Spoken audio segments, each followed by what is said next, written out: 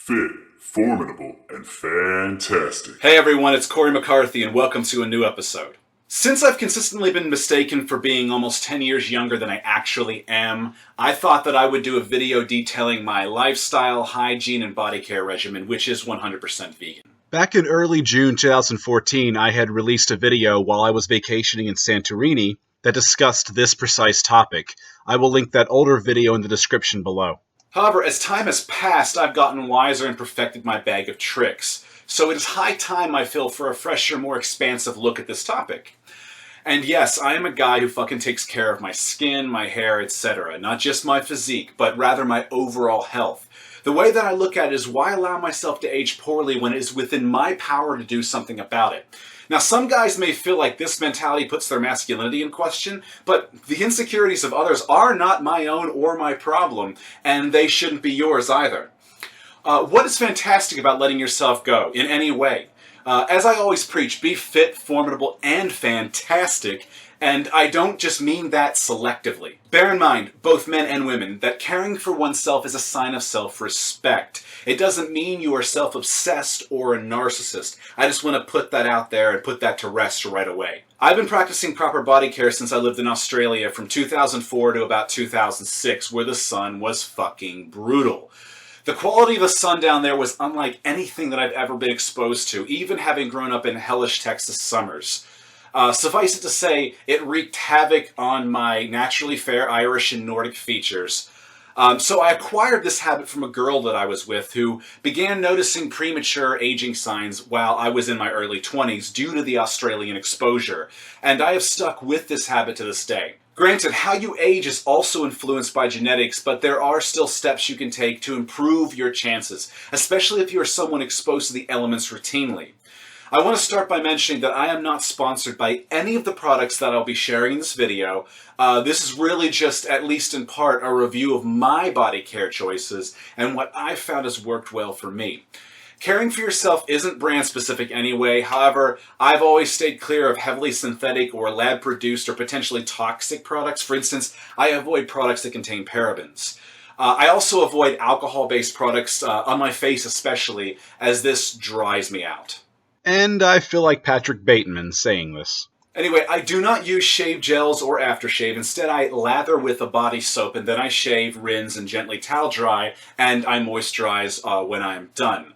But before I get into my specific body care products, understand that nutrition and lifestyle factors are fundamental because your looks and health really do shine from the inside out. And poor skin, hair, and eyes, etc. can all be signs of something that's amiss inside. Like but not limited to diseases or deficiencies of some sort. So let's start with dietary factors. I do not avoid fat intake. As I've discussed in previous videos, I consume no less than 20% of my maintenance calorie value from fat per day. And while this seems to be more than some vegans want to consider, it really isn't that much. While I primarily do this for hormone health as to assist with my lifting and sex drive, research has shown that higher intakes of total fat lead to greater skin elasticity on aging subjects. Skin elasticity is the ability for your skin to stretch and then return to its normal state, to remain supple and youthful. Fats are essential for maintaining the moisture in your skin and your hair.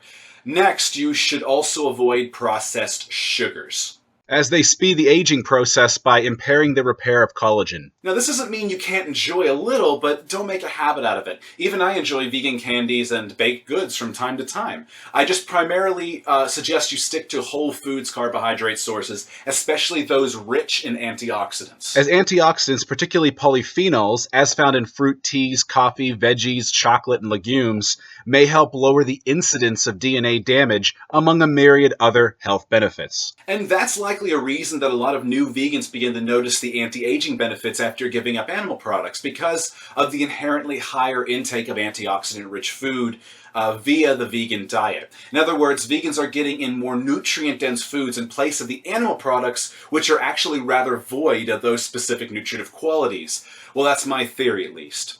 Another diet-related technique I perform daily is intermittent fasting. I fast for 16 hours each day, and that includes the 8 to 10 hours that I am asleep at night. I eat within an 8-hour window every day, typically from 2 p.m. to 10 p.m. I also train 80% of the lifting week at least within this feeding window around 8 p.m. The only exception being Saturdays where I go to the gym after I wake, or that's during my fasting window.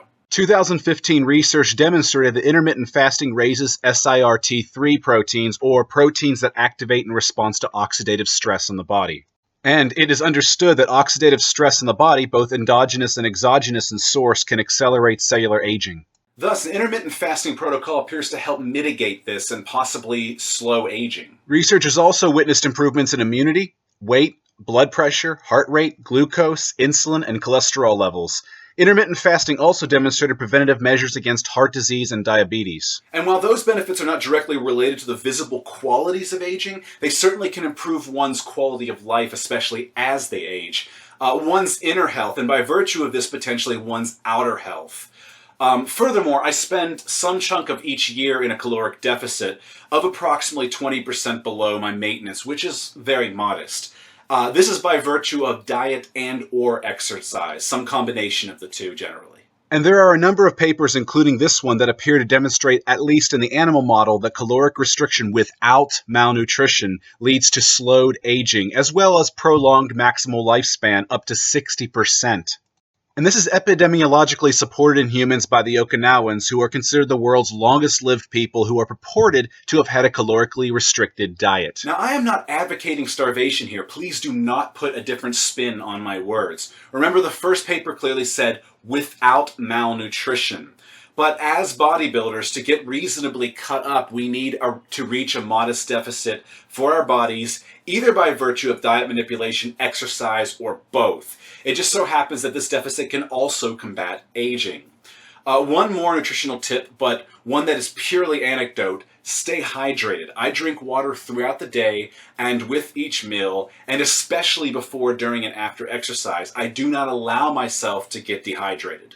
Like I said, that is anecdote, but the skin is comprised of 64% water, so it makes a lot of sense, and it can't hurt. Moving along, another lifestyle factor that impacts aging is routine exercise. In fact, a 2015 paper demonstrated that exercise prevents the shortening of telomeres. In fact, those who exercise more had greater telomere length than those who did not. People between ages 40 and 65 experienced the most significant improvements per the research. This indicates that as you age, remaining physically active is incredibly important to maintaining qualities of youth. For those who may not be aware, telomeres are often described as being like the caps at the end of shoestrings, except telomeres are the caps, so to speak, at the end of your chromosomes, holding them together. As you age, telomeres shorten and eventually lose their ability to regenerate. This in turn leads to age-related decline in our bodies that ultimately ends with death. Think of this much the same way as when the caps at the end of your shoestrings wear down and are eventually gone. What happens to the string when this happens? It frays and it unravels. And as I just mentioned, exercise combats this degeneration by fighting the shortening of your telomeres. While exercise won't make you immortal, as time eventually will catch up with us all, it certainly can help you push back against the process, basically. Now, some other final lifestyle tips that I practice before we get into the products that I use.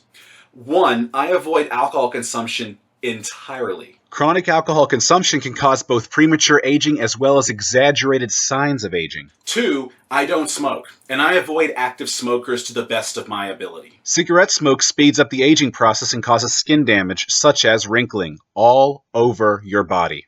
3, I get ample quality sleep each night. A lack of sleep can lead to increased cortisol levels and decreased growth hormone levels. Both factors will negatively impact the aging process, the body's restoration, and recovery. 4, I aim to engage in sexual activity and achieve orgasm each day. This tip is more anecdote than science, but achieving orgasm regularly releases hormones like prolactin that can positively affect your sleep quality, which is one of the reasons men feel like having a snooze after the old cream pie has been made. Furthermore, orgasms reduce stress levels as well as improving full body circulation. Ever heard of the term afterglow? Yep, sex and orgasms do a body good. However, STDs don't, so play safe. 5, if I keep myself within the 10 to 15% body fat range, I maintain a softer, youthful appearance while at the same time not blurring my masculine features with excessive body fat storage.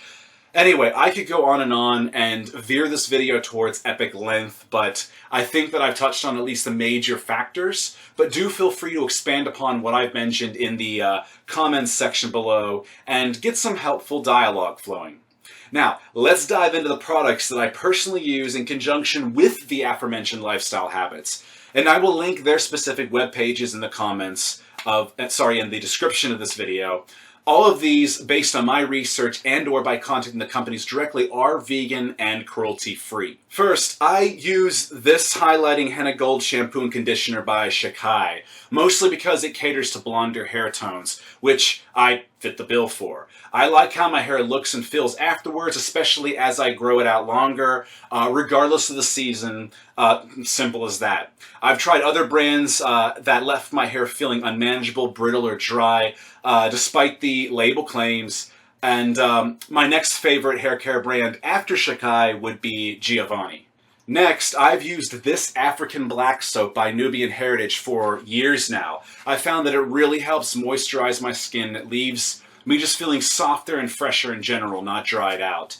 Regardless of the season or weather conditions, it also contains these exfoliant bits, which are great for ridding myself of dead skin or other epidermal buildup.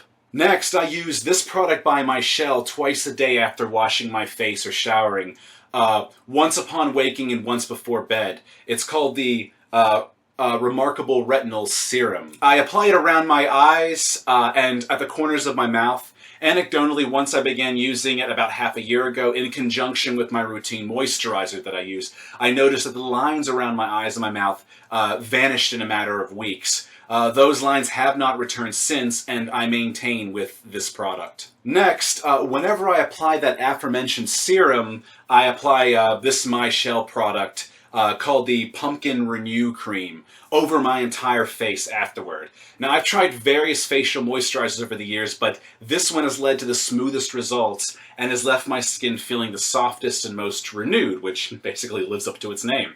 It isn't thick, and it rubs in really easily and evenly. Next, this product by Hural has quickly become my favorite lip balm. I apply it routinely throughout the day, especially in the colder and drier months, to keep my lips soft and to prevent breaking. I also apply it each night before going to bed, and I frankly find that the scent of this particular product to be very calming at night.